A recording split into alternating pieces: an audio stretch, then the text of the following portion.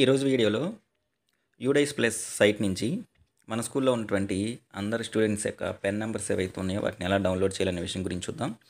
So ఈ సంవత్సరం లేటెస్ట్గా మనకి కొత్త అప్డేట్ అంటే స్టూడెంట్ ఇన్ఫో సర్వీస్ నుంచి అన్ని సర్వీసెస్ కూడా తీసి మనకి యూడైస్ ప్లస్ దీనిలో ఇన్సర్ట్ చేశారనే విషయం కూడా మనకి ఆల్రెడీ తెలుసు. అంటే రాబోయే రోజుల్లో మిగతా అన్ని సర్వీసెస్ కూడా మనం యూడైస్ ప్లస్లోనే చేయాల్సి ఉంటుంది. At the same time marks entry కావచ్చు, లాంగ్వేజ్ మ్యాపింగ్ కావచ్చు, అవి కూడా స్టూడెంట్ ఇన్ఫో సైట్ నుంచి తీసేసి మనకి లేటెస్ట్గా అప్డేట్ అయినటువంటి అటెండెన్స్ యాప్లో ఇవ్వడం జరిగింది. కాబట్టి రాబోయే రోజుల్లో స్టూడెంట్కి సంబంధించినటువంటి డేటాలో పెన్ నెంబర్ అనేది ఏదైతే ఉందో అది కీలక పాత్ర పోషించబోతుంది. సో అటెండెన్స్లో స్టార్టింగ్ పేజ్లో రాసుకోవడానికి కానీ మిగతా వాటికి స్కీమ్స్ ఏవైతే ఉన్నాయో వాటి పర్పస్ కానీ చైల్డ్ ఐడి ప్లేస్లో మనకి పెన్ నెంబర్స్ అనేవి చాలా ఇంపార్టెంట్ అనమాట. అట్ ద సేమ్ టైం ఇప్పుడు మనకి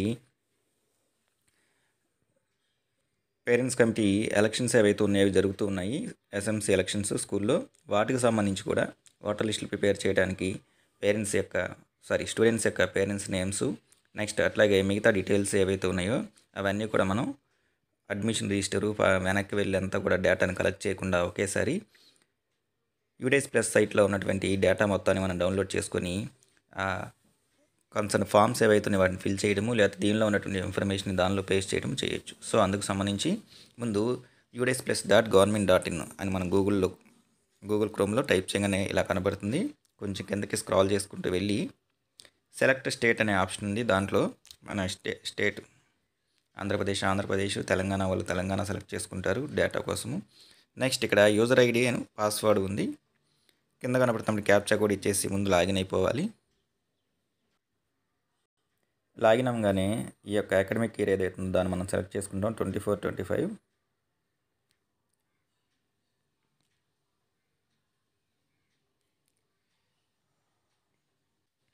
సెలెక్ట్ చేసుకున్న తర్వాత లెఫ్ట్ హ్యాండ్ సైడ్ వచ్చేసరికి మనకి ఇక్కడ లిస్ట్ ఆఫ్ ఆల్ స్టూడెంట్స్ అని చెప్పేసి ఆప్షన్ ఉంది. ఈ యొక్క లిస్ట్ ఆఫ్ ఆల్ స్టూడెంట్స్ దాన్ని సెలెక్ట్ చేసుకుంటే దాంట్లో యాక్టివ్ స్టూడెంట్స్ అంటే ప్రజెంట్ ఇప్పుడు మన స్కూల్లో చదువుతున్న వాళ్ళందరూ యాక్టివ్ స్టూడెంట్స్ కింద వస్తారు. దాన్ని సెలెక్ట్ చేసుకోవాలి. సెలెక్ట్ చేసుకొని ఇందులో వచ్చేసరికి స్కూల్లో ఉన్నటువంటి అందరు స్టూడెంట్స్ యొక్క డేటాని ఒకేసారి మనం డౌన్లోడ్ చేయొచ్చు. నెక్స్ట్ అట్లాగే మనకు కావాల్సినటువంటి ఏదైతే క్లాసును లేదా ఏదైతే సెక్షన్లో డేటాను మనం డౌన్లోడ్ చేయాలనుకుంటున్నామో దాన్ని, నెక్స్ట్ అట్లాగే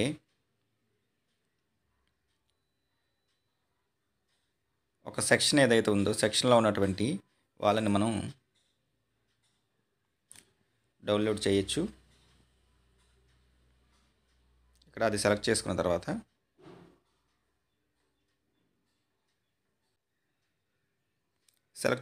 ఇక్కడ ఎంట్రీ స్టేటస్ వచ్చేసరికి దీనిలో completed, not started, in progress ఉంది. కంప్లీటెడ్ అంటే 3 డేస్ ఈపీ, జీపీ అవి ఏవైతే ఉన్నాయో అవి కంప్లీట్ చేసినవి. ఇన్ ప్రోగ్రెస్ అంటే ప్రోగ్రెస్లో ఉన్నవి. ఇంకా మనం మొదలు పెట్టలేదు కాబట్టి నాట్ స్టార్టెడ్ అనే ఆప్షన్ సెలెక్ట్ చేసుకోవాలి. కంప్లీటెడ్ అంటేనేమో మనకి ఏమీ చూపించదు. నాట్ స్టార్టెడ్ అనే ఆప్షన్ సెలెక్ట్ చేసుకుంటే మనకి స్టూడెంట్స్ నేమ్స్ కనిపిస్తాయి. రైట్ హ్యాండ్ సైడ్ వచ్చేసరికి మనకి ఇక్కడ డౌన్లోడ్ ఎక్సెల్ అని చెప్పేసి ఆప్షన్ ఉంది. ఈ యొక్క డౌన్లోడ్ ఎక్సెల్ అనే ఆప్షన్ ఏదైతే ఉందో దీని మీద ప్రెస్ చేయగానే మనకి డేటా అనేది డౌన్లోడ్ అవటం జరుగుతుంది.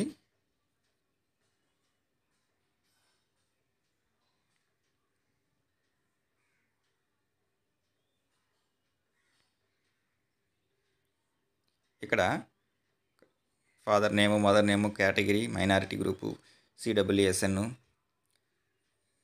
ఇవన్నీ కూడా మనకి డిస్ప్లే అవ్వటం జరుగుతుంది. సో ఈ విధంగా మన స్కూల్లో ఉన్నటువంటి 2024-25 అకాడమిక్కి సంబంధించి ప్రతి క్లాసు, ప్రతి సెక్షను, స్కూల్లో ఉన్నటువంటి అందరు స్టూడెంట్స్ యొక్క డేటా కూడా మనం ఒకేసారి ఎక్సెల్ షీట్లో డౌన్లోడ్ చేసుకోవచ్చు. దాంట్లో నుంచి నేమ్స్ ఏవైతే ఉన్నాయో, ఇన్ఫర్మేషన్ ఏదైతే ఉందో దాన్ని కాపీ చేసుకుని మళ్ళీ మనకి కావాల్సినటువంటి ఫామ్స్లో వాటిని ఫిల్ చేసుకోవచ్చు అనమాట.